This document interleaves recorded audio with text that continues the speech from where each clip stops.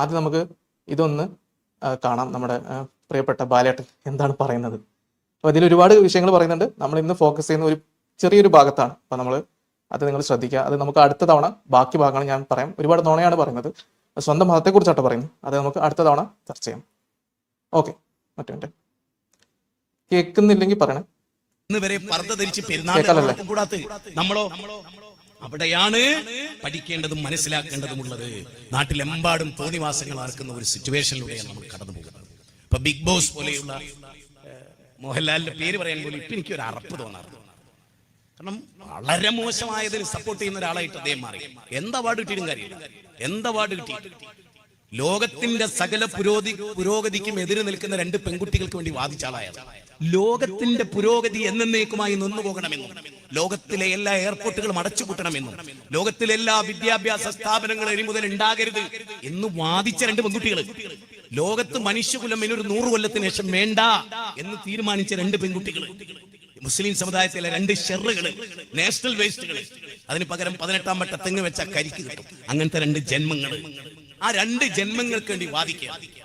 ഞാൻ ഇങ്ങനെ വിചാരിക്കും, മോഹൻലാലിന്റെ അച്ഛനും മമ്മൂട്ടിന്റെ ബാപ്പയും കല്യാണം കഴിച്ചു നീയിരിക്കാം. മോഹൻലാലും ഉണ്ടാവില്ല, മമ്മൂട്ടി ഉണ്ടാവില്ല. ഉണ്ടാവോ? അപ്പോ പിങ്കിനും സൽമാനും കാര്യം മനസ്സിലായി എന്ന് ഞാൻ കരുതുന്നു. അതായത് ലോകത്തിന് നാശം വിതയ്ക്കാൻ വേണ്ടി രണ്ട് പെൺകുട്ടികൾ. ഇത് ഞാൻ കണ്ടിരുന്നു. Homophobia at its best. അതെ. അപ്പോൾ സംഭവം എന്താണെന്ന് വെച്ച് കഴിഞ്ഞാൽ, ഇതിന്റെ ഒരു വൈരുദ്ധ്യം എന്താണെന്ന് വെച്ച് കഴിഞ്ഞാൽ, ലോകം മൊത്തം നശിപ്പിക്കണമെന്നും ലോകത്തെ മൊത്തം ആളുകളെയും നമ്മുടെ ആൾക്കാരായി മാറ്റണമെന്നും അതുവരെ നമ്മൾ യുദ്ധം ചെയ്യണമെന്നും പറയുന്ന ഒരു മതത്തിന്റെ വക്താവാണെന്ന് പറയുന്നത് ആദില നൂറ. ഇതുവരെ സ്വപ്നത്തിൽ പോലും വിചാരിക്കാതെ ഏതെങ്കിലും വീഡിയോയിൽ ആദില നൂറ വന്നു പറഞ്ഞത് നിങ്ങളെല്ലാവരും ലെസ്ബിയൻ ആവണം, ലെസ്ബിയനായി അല്ലാതെ മരിക്കുന്നവർക്ക് നിങ്ങൾക്ക് അവിടെ പോയി കഴിഞ്ഞാൽ ലെസ്ബിയൻ ഹോറിമാരെ കിട്ടില്ല, അങ്ങനെ വല്ലതും ആദില നൂറ എവിടെയെങ്കിലും പറഞ്ഞിട്ടുണ്ടോ? ഇല്ല. എന്ന് മാത്രമല്ല, അവര് ലോകത്തെല്ലാവരും ലെസ്ബിയൻ ആയാലേ ഞങ്ങൾ അതുവരെ ഞങ്ങൾ ജിഹാദ് ചെയ്തുകൊണ്ടിരിക്കും എന്നവർ ആവശ്യപ്പെട്ടിട്ടുണ്ടോ? ഇല്ല. ഇവിടെ ഇയാൾ പറഞ്ഞ പോലെ, ഈ വീഡിയോയിൽ പറയുന്ന പോലെ എയർപോർട്ടൊക്കെ അടിച്ചുപൂട്ടാനും കുട്ടികൾ ഉണ്ടാക്കുന്ന നിർത്താനും വേണ്ടി അവർ പരസ്പരം പങ്കാളികളായതാണോ? അപ്പോൾ ഇത് സംഭവം എന്താണെന്ന് വെച്ച് കഴിഞ്ഞാൽ, ആദില നൂറ ആയതുകൊണ്ടാണ് കേട്ടോ. അതുപോലെ സുമതി സുലോചന ആയിരുന്നെങ്കിൽ ഇദ്ദേഹത്തിന്റെ വാക്കുകൾക്ക് ഇത്ര മൂർച്ച കാണില്ല. കാരണം ഇസ്ലാമിന് കേരളത്തിൽ സംഭവിച്ച ഒരു വലിയൊരു പ്രത്യാഘാതമാണ്. അതും ഇത്രയും കൂടുതൽ ഇവരുടെ ദഴവാക്കാരൊക്കെ കോളേജുകൾ കയറി നിരങ്ങി ഹോമോഫോബിയ പടർത്തിയിട്ടും ആ സമുദായത്തിൽ നിന്ന് രണ്ട് പ്രധാനപ്പെട്ട ഈ വിഭാഗത്തിൽപ്പെട്ട അല്ലെങ്കിൽ LGBT വിഭാഗത്തിൽപ്പെട്ട വ്യക്തികൾ ഉയർന്നു വരികയും അവരെ സമൂഹം ശ്രദ്ധിക്കാനും തുടങ്ങുകയും അത് ഇവർക്ക് ഏൽപ്പിച്ച ആഘാതവും അതൊന്നും പറഞ്ഞറിയിക്കാൻ പറ്റാത്തതാണ്. ഇപ്പൊ ഇതിന്റെ പേരിൽ തന്നെ നമ്മുടെ ബാസിക്കയും മറ്റ് അണ്ണന്മാരും കൂടി അവിടെ വേറെ വീഡിയോ ഒക്കെ ചെയ്തിട്ടുണ്ട്. ഈ ബിഗ് ബോസ് വിഷയത്തിൽ അതെ ബിഗ് ബോസ് വിഷയത്തിന്. പിന്നെ ഡയലോഗ് TV എന്നൊക്കെ പറഞ്ഞിട്ട് പുതിയൊരു ചാനലൊക്കെ ഉണ്ട്. പുതിയതാണോന്ന് അറിയില്ല. അവരുടെ തന്നെ വിസ്ഡമിന് തന്നെ അതിനകത്തും ഉണ്ടായിരുന്നു കുറെ വീഡിയോകൾ. ഭയങ്കരമായിട്ട് അലോസരപ്പെടുത്തിയിട്ടുണ്ട് ആദില നൂറ. ഇവരെ ഉറക്കം കളഞ്ഞിട്ട് തന്നെ ഉണ്ട്. അതെ, സ്ത്രീ വിരുദ്ധത അങ്ങ് തലക്കേറി പിടിച്ചിട്ടേ. അല്ല, എനിക്ക് പറയാനുള്ള എന്താ അറിയോ, ഇതില് ശരിക്കും എത്ര കൃത്യമാണ് ഇസ്ലാം എന്നാണ് ഞാൻ പറയുന്നത്. എന്താ അറിയോ, അതുകൊണ്ടാണ് ഇസ്ലാം പറയുന്നത് TV കാണരുത് എന്ന്. TV ഇവര് കാണുന്നോണ്ടല്ലേ ഈ മണ്ടത്തരം വിളിച്ച് പറയുന്നത്. ഇവര് ശരിക്കും ഇസ്ലാം ഫോളോ ചെയ്ത് TV കണ്ടില്ലായിരുന്നെങ്കിൽ നമുക്ക് ഇതൊക്കെ കേൾക്കേണ്ടി വരുമായിരുന്നോ? അപ്പൊ ഈ സോഷ്യൽ മീഡിയ ഹറാമാണോ? അതൊക്കെ ഹറാമാവണ്ടല്ലേ ശരിക്കും. ഇയാളിത് എവിടുന്നാ കാണുന്നത്? അപ്പൊ പിന്നെ ഇവരെന്തിനാണ് യൂട്യൂബില് വീഡിയോ ചെയ്യണം? എന്തിനാണ്?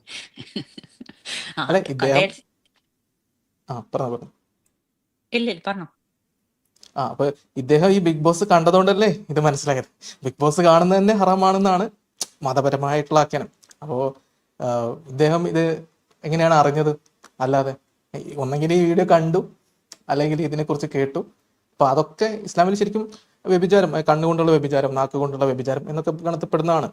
അപ്പൊ ഇതൊക്കെ ചെയ്തിട്ട് ഇവർക്ക് പ്രത്യേകിച്ച് കുഴപ്പങ്ങളൊന്നും വരുന്നില്ല. പക്ഷെ ഈ സ്വതന്ത്രമായിട്ട് രണ്ട് വ്യക്തികൾ അവരുടെ പരസ്പര സമ്മതത്തോടെ നടത്തുന്ന അവരുടെ ഒരു ജീവിതം, അവരെ കൊണ്ട് ബാക്കിയുള്ളവർക്ക് ശല്യമില്ല.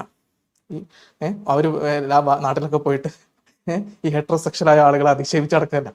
എന്നാൽ ഇദ്ദേഹം കണ്ട മതങ്ങളൊക്കെ കുറിച്ച് പയ്യരും അല്ലെങ്കിൽ നമ്മുടെ നാട്ടിൽ പറഞ്ഞ പ്രാഗിക്കൊണ്ട് നടക്കുന്ന ഒരു വ്യക്തിയാണ്. മറ്റെല്ലാ വേദികളിലും പോയിട്ട് മറ്റു മതങ്ങളൊക്കെ അധിക്ഷേപിച്ച് നാട്ടുകാർക്ക് ഒരു ശല്യമായിട്ട് മാറിയിട്ടുള്ള ഒരു വ്യക്തിയാണ് പറയുന്നത്. ലോകത്തെ എല്ലാ എയർപോർട്ടുകൾ അടച്ചുപൂട്ടാൻ, അങ്ങനത്തെ സകല സ്ഥാപനങ്ങളും അടച്ചുപൂട്ടാൻ നടത്താൻ വേണ്ടി ഗൂഢ പദ്ധതിയിട്ട 2 പെൺകുട്ടികളെ കുറിച്ച്. സംഭവം എന്താണെന്ന് മനസ്സിലായോ? കാര്യം എന്താണ് ഉദ്ദേശിക്കുന്നതെന്ന് നിങ്ങൾക്ക് മനസ്സിലായോ? എന്താ ഇവർക്ക് കുട്ടികൾ ഉണ്ടാവില്ല, അതുകൊണ്ട് എല്ലാം അടച്ചു പൂട്ടും, അങ്ങനല്ലേ?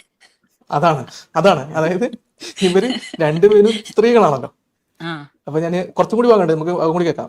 കോമൺ സെൻസ് ഇല്ലാത്ത ഒരുത്തനാണ് ബിഗ് ബോസ് കടന്ന് നിരങ്ങുന്നത്. ഫാൻസ് കയറി തല്ലിവിടം കേട്ടോ.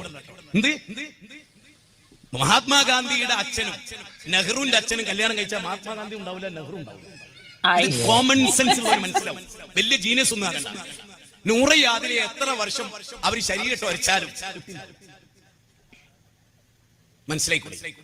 കുട്ടിയില്ലേ നഴ്സറി ഉണ്ടോ, കുട്ടിയില്ലേ LKG ഉണ്ടോ, UKG ഉണ്ടോ, കുട്ടിയില്ലേ RKG ഉണ്ടോ?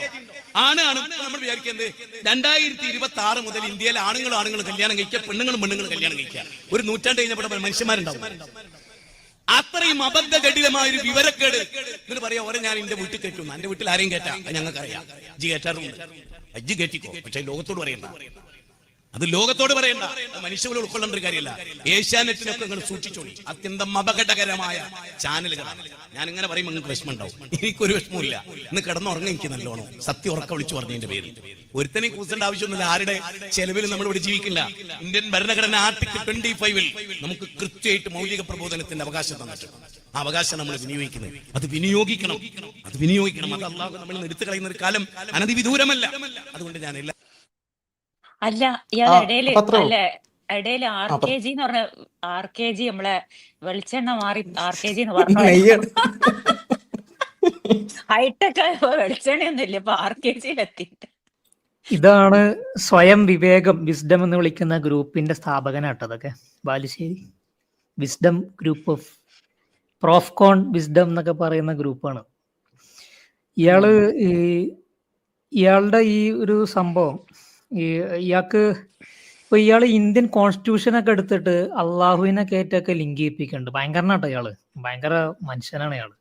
ഇന്ത്യൻ കോൺസ്റ്റിറ്റ്യൂഷൻ ആണോ ഇനി ഖുറാനിന് പകരം കൊണ്ടുവന്ന പുസ്തകമാണോ എന്നൊക്കെ കൊണ്ട് അതും കൂടി പറയണം. അപ്പൊ ഖുറാനാണോ ഇന്ത്യൻ കോൺസ്റ്റിറ്റ്യൂഷൻ ആണോ കൊണ്ടുനടക്കാന്നും കൂടി ചോദിക്കണം. അതെ. പിന്നെ ഇതെന്താണ് ഒരു വൈറസ് പോലെയാണെന്നാണ് തോന്നുന്നത് ഇവര് ധരിച്ചിരിക്കുന്നത്.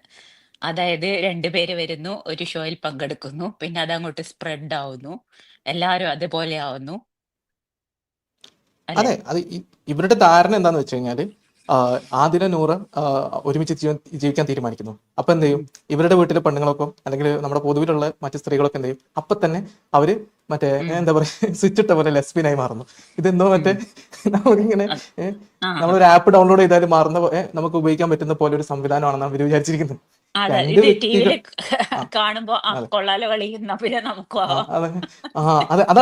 ഇവരുടെ ഒരു ഈ വിഷയത്തെ കുറിച്ചുള്ള ധാരണ.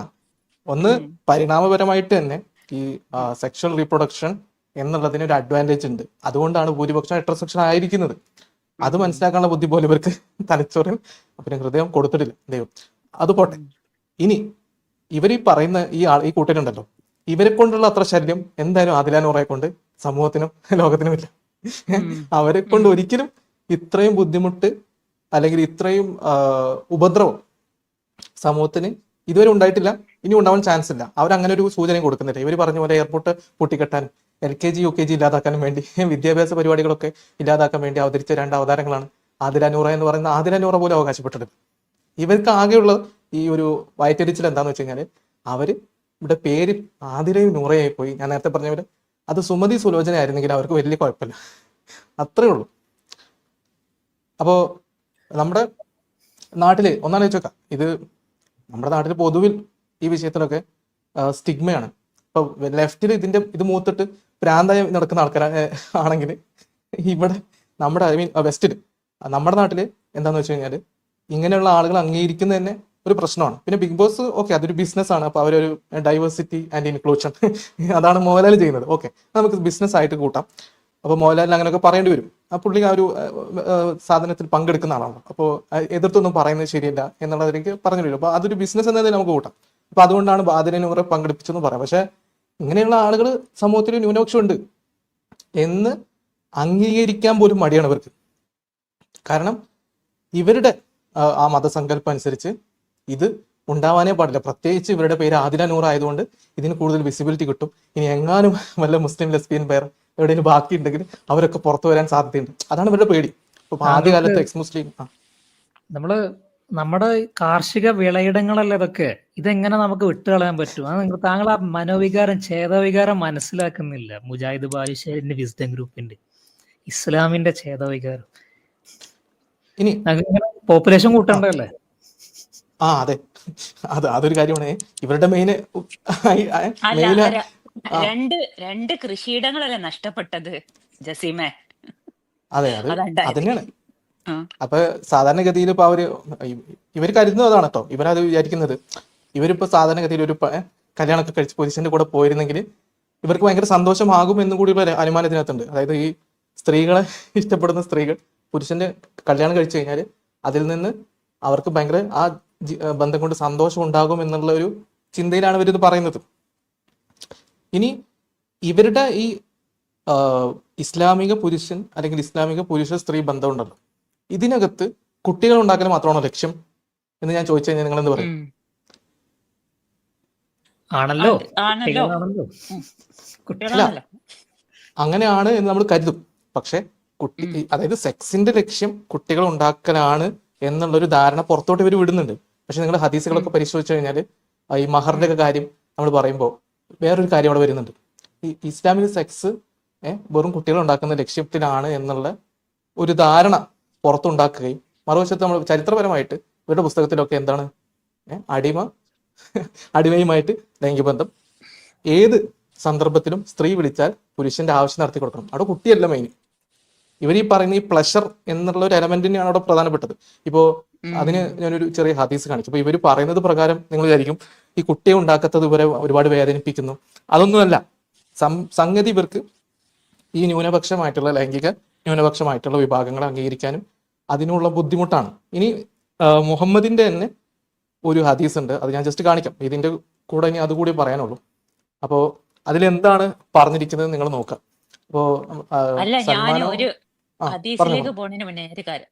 അല്ല, ഈ ഷോന്റെ എന്താണ് ആങ്കർ മോഹൻലാൽ ആയത് നന്നായി. ഇനി മമ്മൂട്ടിയും കൂടി ആയിരുന്നെങ്കിൽ മുജാഹിദ് ബാലുശ്ശേരി ആകെ കൺട്രോൾ വിടായിരുന്നു അല്ലെ? എന്ത് ചെയ്യുമായിരുന്നു? മമ്മൂട്ടിയായിരുന്നെങ്കിൽ മമ്മൂട്ടിയെ എക്സ് മുസ്ലിം എന്ന് വിളിച്ചേ.